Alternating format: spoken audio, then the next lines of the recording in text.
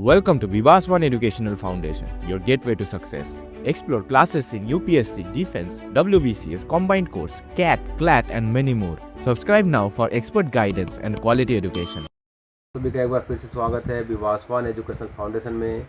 आज के लेक्चर में हम बातें करेंगे हीट के बारे में और हीट का ये लास्ट लेक्चर होगा और बहुत ही जल्द हम पूरे के पूरे सिलेबस को कंप्लीट करने वाले हैं। तो अगर आपने अभी तक हमारे चैनल को सब्सक्राइब नहीं किया है तो अभी सब्सक्राइब कीजिए विवासवान एजुकेशनल फाउंडेशन को और हमसे जुड़ जाइए हमारे साथ जुड़ जाइए NDA और CTS की तैयारी के लिए। चलिए, मैंने लास्ट लेक्चर में आपको ये करवा रखा था। अब मैं इसके ग्राफ के बारे में कुछ बताता हूँ। यहाँ पर किस तरह से ये चेंजेस होते हैं और आइसोकोरिक में किस तरह से चेंज इन इंटरनल एनर्जी जो होता है वो हीट के इक्वल होता है। Change in internal energy heat के ही इक्वल होता है। चलिए आगे बात करी जाए। क्या है, if an isometric process the volume remain constant. Isometric process में क्या होता है, वॉल्यूम कांस्टेंट होगा। तो वॉल्यूम अगर कांस्टेंट है तो आप देखो प्रेशर और टेम्परेचर, वॉल्यूम का अगर आप ग्राफ बनाओ तो चूँकि वॉल्यूम कांस्टेंट है तो इस पॉइंट पे हो या इस पॉइंट पे हो वॉल्यूम बिल्कुल कांस्टेंट है। तो ये हमें क्या बता रहा है, वॉल्यूम को बता रहा है। और ये क्या है, प्रेशर डिक्रीजिंग। ये क्या है, प्रेशर डिक्रीजिंग। तो आप देखो कि ये प्रेशर ज़्यादा है इस प्रेशर से। तो अगर आप टेम्परेचर को बढ़ाओ तो प्रेशर भी बढ़ जाएगा, क्योंकि PV जो है वो क्या है, PV ग्राफ में क्या है, टेम्परेचर को अगर आप बढ़ाओ तो प्रेशर भी बढ़ जाएगा। तो इसका प्रेशर ज़्यादा होगा एज कम्पेयर इसका प्रेशर, है ना। तो यहाँ पर हो जाएगा हमारा वॉल्यूम कांस्टेंट मगर प्रेशर ज़्यादा। चलिए आगे चलते हैं और लास्ट हमारा है आइसोथर्मल। थर्मल का मतलब टेम्परेचर। तो इस बारे में बातें करेंगे तो क्या होगा, टेम्परेचर कांस्टेंट होगा। तो देखिए, जब भी टेम्परेचर कांस्टेंट होगा, टेम्परेचर क्या होगा, कांस्टेंट। चीज़ों को समझिए आप ठीक से, ठीक है। जब भी टेम्परेचर कांस्टेंट होगा तो जो चेंज इन टेम्परेचर है वो क्या होगा, ज़ीरो होगा। अब अगर चेंज इन टेम्परेचर ज़ीरो होगा तो हम जानते हैं कि टेम्परेचर का कांस्टेंट तो चेंज इन इंटरनल एनर्जी भी क्या होगा, ज़ीरो ही होगा। तो चेंज इन इंटरनल एनर्जी क्या था, Q प्लस W था। तो अब Q क्या हो जाएगा, is equal to minus W हो जाएगा। तो हीट जो है वो क्या हो जाएगा, माइनस W। तो यहाँ लिखा हुआ है देखिए, Q is minus W and change in internal energy is zero. Adiabatic की बातें करें तो एडियाबैटिक में क्या होता है, thermally insulated no heat is exchange. यहाँ पर कि change in internal energy W के बराबर होता है और Q जो होता है वो ज़ीरो। एडियाबैटिक मतलब क्या, जो हीट है वो ज़ीरो होगा। तो यहाँ पर एडियाबैटिक का ग्राफ भी PV में ऐसा ही होता है और आइसोथर्मल का वैसा होता है। बस आइसोथर्मल थोड़ा ज़्यादा होता है एज़ कम्पेयर टू एडियाबैटिक। आप इन ग्राफ को याद रखिए, क्योंकि आपको एक इस टाइप का ग्राफ दे दिया जाएगा जिसमें से कुछ ग्राफ ऐसे होंगे, ऐसे होंगे, मान लीजिए ऐसे होंगे, ऐसा ऐसा ऐसा अगर ग्राफ दे दिया जाए, ठीक है। तो आप बोलोगे कि ये है आइसोथर्मल, ये है एडियाबैटिक और ये है आइसो, क्या देखिए वॉल्यूम चेंज हो रहा है, प्रेशर मगर कांस्टेंट। तो आइसोबारिक है ये, ठीक है। चलो आगे बढ़ते तो और आगे बढ़ा जाए तो ये ग्राफ है जो कि उतना काम का हमारा नहीं है। चलिए आगे बढ़ते और चीज़ों को समझते हैं और ज़्यादा डिटेल में। अब अगर हम बातें करें तो यहाँ पर देखिए क्वेश्चन दिया गया है। ये क्वेश्चन NDA 2019 में पूछा जा चुका है। क्या है ये क्वेश्चन में, if the work done on the system मतलब पॉजिटिव होगा और bye the system is zero, मतलब आप वर्क उस पर करो या उससे करवाओ, दोनों ही ज़ीरो है। Which one of the following statement is for the gas kept in a certain temperature is correct. तो एक सर्टेन टेम्परेचर पर रखा हुआ गैस के लिए कौन सा स्टेटमेंट सही है। The change in internal energy of a system is equal to the flow of heat or out of the system. मतलब क्या देखिए, वर्क जो है वो ज़ीरो है तो चेंज इन एनर्जी क्या होगा, क्यों होगा, simply the change in internal energy of a system is equal to the flow out of system. बात तो सही है। The change in internal energy of system is less than the heat. नहीं, क्योंकि जितना हीट है उतना ही तो, क्योंकि वर्क तो जीरो है। Change in internal energy of system is more than heat. More भी नहीं होगा क्योंकि जितना हीट है उतना ही तो है, क्योंकि Q जो है चेंज इन इंटरनल एनर्जी जो वो तो Q के बराबर है, मतलब हीट के बराबर है। कैन नॉट बी डिटरमाइन तो किया जा सकता है, तो ये भी गलत है। तो हमें क्या ढूंढना था, इसमें से करेक्ट ढूंढना था। तो सिर्फ एक ही स्टेटमेंट करेक्ट है जो कि पहला स्टेटमेंट करेक्ट है। तो option A is our correct answer. चलिए आगे बढ़ता हूँ और आपको फर्स्ट लॉ ऑफ थर्मोडायनामिक्स के ऊपर एक क्वेश्चन दिया गया है, इसको हम लोग करने की कोशिश करते हैं। A system consist of 3 kg water. तो एक सिस्टम में 3 kg वाटर है तो मास इज 3 kg। चलिए एट 80 डिग्री सेल्सियस, तो टेम्परेचर क्या है पहले गिवन को लिख लिया जाए। Temperature is 80 degree Celsius. 25 joule work is done on the system. On the system बोला गया वर्क, तो पॉजिटिव ले लेंगे। तो 25 जूल को मैंने ले लिया क्या, positive. By stirring the paddle wheel while 63 joule heat is remove. 63 joule heat को रिमूव कर दिया है। अच्छा, हीट को रिमूव कर रहे हैं, मतलब क्यू जो लेंगे वो हम लोग माइनस में लेंगे 63 जूल।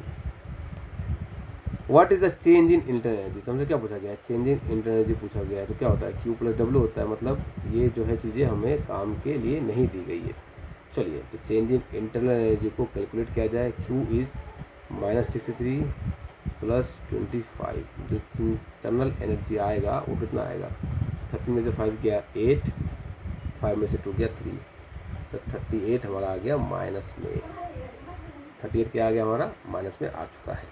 ठीक है, चलिए, तो ये हमारा आंसर हो गया 38 जूल, -38 जूल।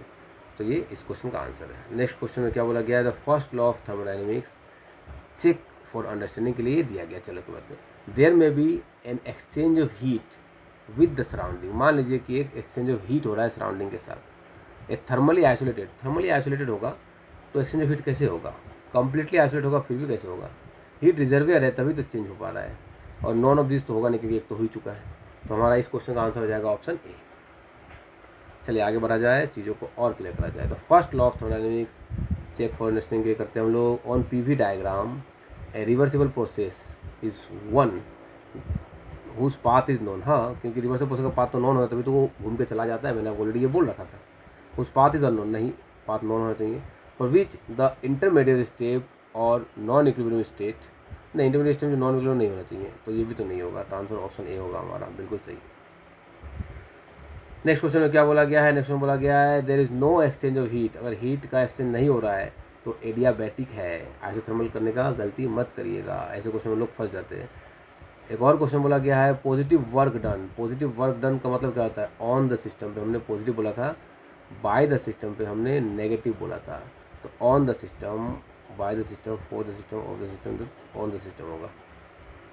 चलिए एक और क्वेश्चन क्या बोला गया इसमें, if the heat is added to a system of an ideal gas during an isothermal expansion, heat को ऐड किया जा रहा है, तो वर्क डन, हीट को ऐड किया जा रहा है तो वर्क डन सिस्टम के द्वारा किया जाएगा, तो work done by the system, simple. Next आ चुके हम लोग सेकेंड लॉ ऑफ थर्मोडायनेमिक्स में। फर्स्ट लॉ ऑफ थर्मोडायनेमिक्स को हमने बहुत ही डिटेल में पढ़ा। यहाँ से अगर कोई भी क्वेश्चन पूछे जाएंगे आपसे तो आपसे गलती नहीं होगी, गलतियाँ होने की संभावना बहुत ही कम हो जाएगी अगर आपने यहाँ से पढ़ाई पूरी अच्छे तरह से कर रखा है तो। चलिए आगे बढ़ते हैं। क्या बोला गया यहाँ पर देखिए, सेकेंड लॉ ऑफ थर्मोडायनेमिक्स क्या बोला गया है, the second law of thermodynamics specifies the direction of in which the process can naturally और spontaneously take place। अपने आप प्रोसेस किस डायरेक्शन में होगा और नेचुरली अपने आप किस डायरेक्शन में प्रोसेस होगा। तो डायरेक्शन, अमाउंट ऑफ हीट को, अमाउंट ऑफ प्रोसेस को हम लोग कैलकुलेट किया करते थे फर्स्ट लॉ में, और डायरेक्शन को कैलकुलेट किया करेंगे सेकेंड लॉ में। ठीक है, this law can be state in the following 3 different form में इसको बताया जाता है। एक सेल्सियस स्टेटमेंट देखेंगे हम लोग, एक केल्विन प्लैंक स्टेटमेंट देखेंगे, और एक एंट्रोपी को देखेंगे, जिससे हम लोग इस लॉ को हम लोग एक्सप्लेन कर पाएंगे। यहाँ पर सबसे पहले मैं बताने जा रहा हूँ आपको Clausius statement, no perfect refrigerator. क्या है ये, heat by itself can not flow from a body at lower temperature to a body at higher temperature. मतलब कि एक बॉडी है आपके पास जिसका टेम्परेचर मान लेता हूँ T1 है, दूसरा बॉडी है जिसका टेम्परेचर मान लेता हूँ T2 है, और जो T1 है वो ज़्यादा है T2 से, तो T2 कम है तो ये कूल है और ये हॉट है। तो ऐसा कभी नहीं हो सकता कि ठंडा से गर्म की तरफ हीट चला है, इसके लिए आपको एक्स्ट्रा एफर्ट देना ही पड़ेगा, वरना फ्रिज की कोई ज़रूरत ही नहीं पड़ती फिर, है ना। तो बात तो बिल्कुल सही है। केल्विन प्लैंक स्टेटमेंट क्या है, no heat engine working on a cyclic process will absorb heat from single reservoir and convert it to complete work. ऐसा कोई इंजन ही नहीं है जो जितना हीट को लेगा उतना ही वर्क कर दे, मतलब किसी भी इंजन का एफिशिएंसी 100% नहीं हो सकता है।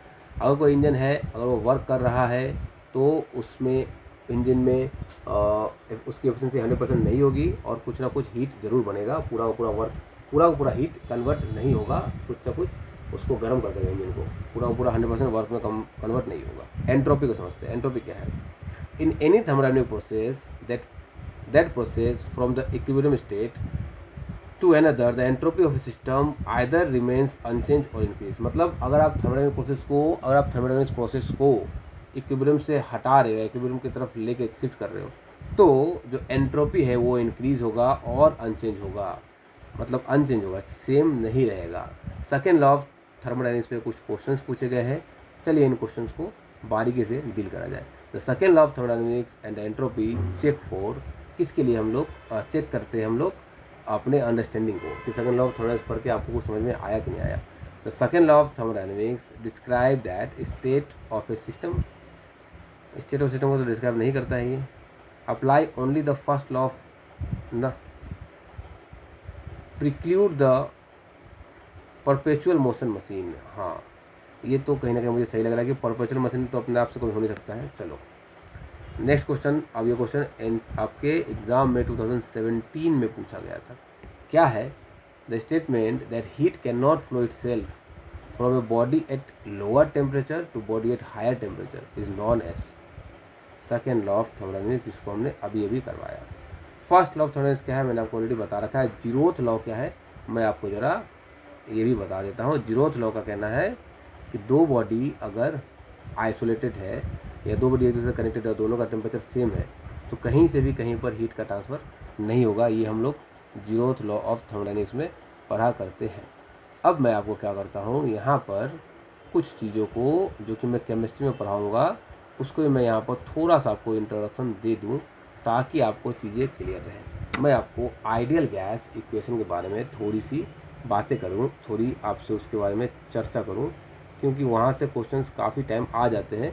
क्योंकि मैं इस टॉपिक को केमिस्ट्री में पढ़ाऊँगा, फिर भी मैं यहाँ पर थोड़ा सा आपसे इस बारे में डिस्कशन करना चाहता हूँ कि क्या होता है आइडियल गैस इक्वेशन। देखिए, मान लीजिए एक कंटेनर में आपके पास गैस है,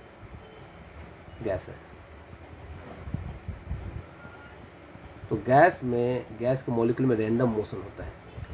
अगर आप इस गैस को हीट कर दो, अगर आप क्या कर दो, इस गैस को हीट कर दो, तो ये गैस जब आप हीट करोगे तो इसके मॉलिक्यूल में जो मोशन है वो मोशन इंक्रीज़ कर जाएगा, रैंडम मोशन इंक्रीज़ कर जाएगा, है ना। तो जो मॉलिक्यूल का जो मोशन था वो क्या कर गया, वो इंक्रीज़ कर गया। अब इस गैस का प्रेशर मैं मानता हूँ P है, प्रेशर P मानता हूँ। इसका जो वॉल्यूम है V मानता हूँ, और इसका जो टेम्परेचर है इसको T मानता हूँ। और इसके पास जो नंबर ऑफ मोल्स है गैस के, नंबर ऑफ मोल्स है इसके पास, जो नंबर ऑफ मोल्स है गैस के, उन मोल्स को मैं N मानता हूँ। तो इनमें एक रिश्ता होता है, क्या होता है कि PV is equal to nRT। ये एक फॉर्मूला है, इसको बोलते हैं आइडियल गैस इक्वेशन, जहाँ पर P से हम क्या समझते हैं प्रेशर को, V से वॉल्यूम को, N से नंबर ऑफ मोल को, R यूनिवर्सल गैस कॉन्सेंट्रेट और T टेम्परेचर है। R क्या है तो मैं आपको R बता दूँ, तो R है यूनिवर्सल गैस कांस्टेंट, इसको हम क्या कहते हैं, R कहते हैं। अब मैं आपसे और बातें करूँ तो R क्या है, यूनिवर्सल गैस कांस्टेंट। अब आप यहाँ से आप बातों को समझिए कि P आप देखोगे तो डायरेक्टली प्रोपोर्शनल है टेम्परेचर का, यानी कि अगर आप प्रेशर को बढ़ाओ, टेम्परेचर को बढ़ाओ तो प्रेशर भी बढ़ जाएगा। हाँ, अगर आप टेम्परेचर बढ़ाओ तो ये जो रैंडम मोशन है मॉलिक्यूल में, पार्टिकल्स में जो रैंडम मोशन करने की जो कैपेबिलिटी है वो बढ़ जाएगी, तो ये पार्टिकल्स ज़्यादा इस दीवार को धक्का मारेंगे, इस दीवार पर जाके ज़्यादा स्ट्राइक करेंगे। तो ज़्यादा स्ट्राइक करेंगे इन दीवारों को तो प्रेशर भी आपको बढ़ा हुआ फील हो जाएगा। तो हमने क्या देखा कि प्रेशर जो है वो टेम्परेचर का डायरेक्टली प्रोपोर्शनल है, और प्रेशर जो है वो वॉल्यूम का इन्वर्सली प्रोपोर्शनल। इसका मतलब क्या है, तो इसके साथ क्या होगा, वॉल्यूम जो है अगर मैं इंक्रीज़ करूं तो प्रेशर जो है वो डिक्रीज़ करेगा, क्योंकि इन्वर्स रिलेशन जो है। तो इसी के साथ मैं अगर वॉल्यूम को डिक्रीज़ करूं, मान लीजिए मैं वॉल्यूम को डिक्रीज़ करता हूं, तो जो प्रेशर है वो क्या कर जाएगा, इंक्रीज़। तो टेम्परेचर के साथ प्रेशर का डायरेक्टली प्रोपोर्शनल रिलेशन है और वॉल्यूम के साथ इन्वर्स रिलेशन है। और वॉल्यूम टेम्परेचर का अगर रिलेशन बात करूं तो वॉल्यूम एंड टेम्परेचर का रिलेशन जो है वो भी डायरेक्टली प्रोपोर्शनल है, कि अगर आप टेम्परेचर बढ़ाओ तो वॉल्यूम बढ़ता है, और अगर आप टेम्परेचर को कम करो तो वॉल्यूम भी डिक्रीज़ कर जाता है। तो ये रिलेशन है। अब मैं क्या करता हूँ, क्या आप जानते हैं कि PV इज इक्वल टू होता है nRT।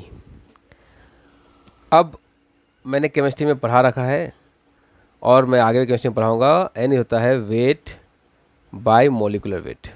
तो मैं इस N को यहाँ पर कन्वर्ट करता हूँ weight by molecular weight into RT। ठीक है, अब आप समझिए चीज़ों को। मैं क्या करता हूँ, इस वॉल्यूम को इधर ले आता हूँ, तो weight RT by molecular weight into volume. Weight by volume को एक स्पेशल नाम दिया करते हैं हम, क्या है वो, वेट बाय वॉल्यूम। तो वेट बाय वॉल्यूम जब वो डेंसिटी है तो प्रेशर क्या हो जाएगा, तो प्रेशर हो जाएगा density into RT by mass, molecular mass of the compound. तो डेंसिटी के साथ भी क्या रिलेशन है, यहाँ से भी क्वेश्चंस पूछे जाते हैं। देखिए इसी रिलेशन के ऊपर बेस्ड करके चार्ल्स लॉ, बॉयल्स लॉ जैसे कॉन्सेप्ट को भी डेवलप किया जाता है। वहाँ से काफ़ी क्वेश्चंस पूछे जाते हैं चार्ल्स लॉ से, बॉयल्स लॉ से, कि किस टाइप के क्वेश्चंस एग्जाम में पूछे गए हैं। उस टाइप के क्वेश्चंस को भी मैं इंक्लूड करके रखा हूँ यहाँ पर, जहाँ से कि हम लोग और भी चीज़ों पे बातें करते हैं। जैसे कि अगर मैं आपसे कहूँ कि मान लीजिए एक क्वेश्चन दे दिया जाए आपको, या हम लोग एक काम करते हैं, जब हम लोग प्रेशर एंड वॉल्यूम के रिलेशन के बारे में बात करते हैं, प्रेशर वर्सेस वॉल्यूम के बारे में बातें करते हैं। ये सब मैं बेसिक केमिस्ट्री में पढ़ाऊंगा, फिर भी यहाँ पर थोड़ा सा इंट्रोडक्शन दे देता हूँ, क्योंकि क्वेश्चन अगर पूछा जाए तो आपसे आसानी से सॉल्व हो जाए, मैं इसलिए इसको यहाँ पर थोड़ा बता देता हूँ। प्रेशर और वॉल्यूम की अगर मैं बातें करूँ तो P is directly proportional to V था, है ना, कि सॉरी प्रेशर वॉल्यूम की बात करूँ तो P जो है इन्वर्सली प्रोपोर्शनल टू V था। तो अब मैं यहाँ क्या करता हूँ, प्रपोर्शनल को हटा के एक कॉन्स्टेंट लगाता हूँ, तो V/K हो जाएगा। अब इस V को इधर ले जाता हूँ, क्या हो जाएगा K, मतलब PV is equal to constant. ये मैं बोल सकता हूँ P और V में अगर मैं रिलेशन बताऊँ तो PV is equal to constant. अगर मैं टेम्परेचर को भी कॉन्स्टेंट मान लेता हूँ तो, क्योंकि PV इज इक्वल टू क्या था, nRT था, ये दोनों तो वैसे ही कॉन्स्टेंट, इसको मैंने टेम्परेचर कॉन्स्टेंट मान लिया, तो PV इज इक्वल टू क्या हो गया, कॉन्स्टेंट। तो PV is equal to constant, तो मैं इसको बोल सकता हूँ P1V1 is equal to P2V2। ये एक रिलेशन हो जाएगा अगर टेम्परेचर कॉन्स्टेंट है तो। अगर इफ़ प्रेशर कांस्टेंट तो क्या होगा, तो हम जानते हैं कि PV is equal to nRT। तो प्रेशर को कांस्टेंट कर दिया हमने, ये तो कांस्टेंट है, तो P is directly proportional to T। तो हम क्या कह सकते हैं, कि हम कह सकते हैं कि P/T is equal to constant, P/T is equal to constant. तो यहाँ हम क्या निकाल रहे हैं, अनजाने में हम निकाल रहे हैं प्रेशर वर्सेस टेम्परेचर का रिलेशन। तो यहाँ क्या होगा, P1/T1 is equal to P2/T2। यहाँ से भी काफ़ी क्वेश्चंस पूछे जाते हैं, जो मैं आपको केमिस्ट्री में जरूर कराऊंगा। आगे चलते हैं, हम लोग वॉल्यूम को कांस्टेंट कर देते हैं, जिसको हम लोग आइसोकोरिक भी बोल सकते हैं, वॉल्यूम कांस्टेंट, आइसोकोरिक। तो यहाँ पर हम लोग क्या करेंगे, प्रेशर एंड सॉरी वॉल्यूम तो कांस्टेंट मैंने यहीं पर ले लिया था ऑलरेडी। मैं यहाँ पर अब क्या करता हूँ, टेम्परेचर प्रेशर को कांस्टेंट ले लेता हूँ, तो वॉल्यूम एंड टेम्परेचर आ जाएगा। मैं यहाँ पर क्या करता हूँ, प्रेशर को कांस्टेंट ले लेता हूँ, तो वॉल्यूम एंड टेम्परेचर पे बातें आ जाएंगी। तो PV इज इक्वल टू क्या होता है, nRT। हमने क्या कांस्टेंट ले लिया, हमने प्रेशर कांस्टेंट ले लिया, और ये तो कांस्टेंट था ही। तो V is equal to constant into T, तो V/T is equal to constant. तो फॉर्मूला हो जाएगा V1/T1 is equal to V2/T2। तो ये सभी फॉर्मूलेस को आपको बनाना आना चाहिए, क्योंकि एग्ज़ाम हॉल में आप सभी फॉर्मूलेस को याद करके रख लो। ये इतना ज़्यादा ज़रूरी नहीं है, ऐसा नहीं होता है, नॉर्मली ऐसा नहीं होता है। अब मैं क्या करूँगा, आपको पहले मैं फिजिक्स के सभी कंटेंट को समझा रहा हूँ। फिजिक्स का कंटेंट खत्म होने के बाद मैं केमिस्ट्री का कंटेंट लेके आऊँगा, फिर मैं बायोलॉजी के कंटेंट को लेके आऊँगा, और आपके एग्ज़ाम से पहले पहले हम लोग सभी कंटेंट को ख़त्म कर देंगे। उसके बाद मैं क्वेश्चन का सीरीज़ लेके आऊँगा, जिसमें हम लोग सिर्फ क्वेश्चन को करके बैकवर्डली जा करके कॉन्सेप्ट को समझेंगे, और ज़्यादा क्लियरिटी ला दूंगा आपको, एक रिवीजन दूंगा आपको अच्छे से। रिवीजन होने के बाद मैं एक लेक्चर में पूरे कंटेंट को कैसे दिमाग में रखा जाए, कैसे पूरे कंटेंट को दिमाग में लेकर के किस तरह से आप फॉर्मूलों को याद रखोगे ताकि एग्ज़ाम में इसका बेनिफिट्स हो, उन पर भी मैं बातें करूँगा। तो उन सभी वीडियोज़ को देखने के लिए, एग्ज़ाम के प्रिपरेशन में 4 चांद लगाने के लिए, NDA CDS एग्ज़ाम को फोड़ने के लिए, फुल में से फुल स्कोर करने के लिए साइंस में, आप विवासवान एजुकेशन फाउंडेशन के चैनल को सब्सक्राइब करके रखिए। हमारे प्लेलिस्ट को फॉलो कीजिए, जितने वीडियोस अपलोड हो चुके हैं उन वीडियोस को देखिए। आगे अपलोड होने वाले वीडियोस के लिए तैयार रहिए और अच्छे से तैयारी कीजिए। और ये सभी नोट्स पाने के लिए हमारे टेलीग्राम चैनल को ज्वाइन कर लीजिए। टेलीग्राम चैनल का लिंक वीडियो के डिस्क्रिप्शन में दिया गया है, और आप हमारा मोबाइल ऐप जो कि विवास वन एजुकेशनल फाउंडेशन का मोबाइल ऐप है वो डाउनलोड करना मत भूलिए, क्योंकि कुछ लेक्चर्स वहाँ पर भी आएंगे जो कि फ्री ऑफ कॉस्ट होंगे, आप वहाँ से भी देख सकते हैं। और अगर आप हमसे ऑनलाइन में जुड़ना चाहते हैं तो नीचे दिए गए नंबर पे हमारे टीम से कांटेक्ट करके हमसे ऑनलाइन में जुड़िए और अपनी प्रिपरेशन को और भी बेहतरीन बनाइए। तो मिलते हैं आप सभी के साथ नेक्स्ट वीडियो में। आप सभी का बहुत बहुत धन्यवाद। Thank you for learning with Vivas One Educational Foundation. For contents like this, follow us on Facebook and Instagram today.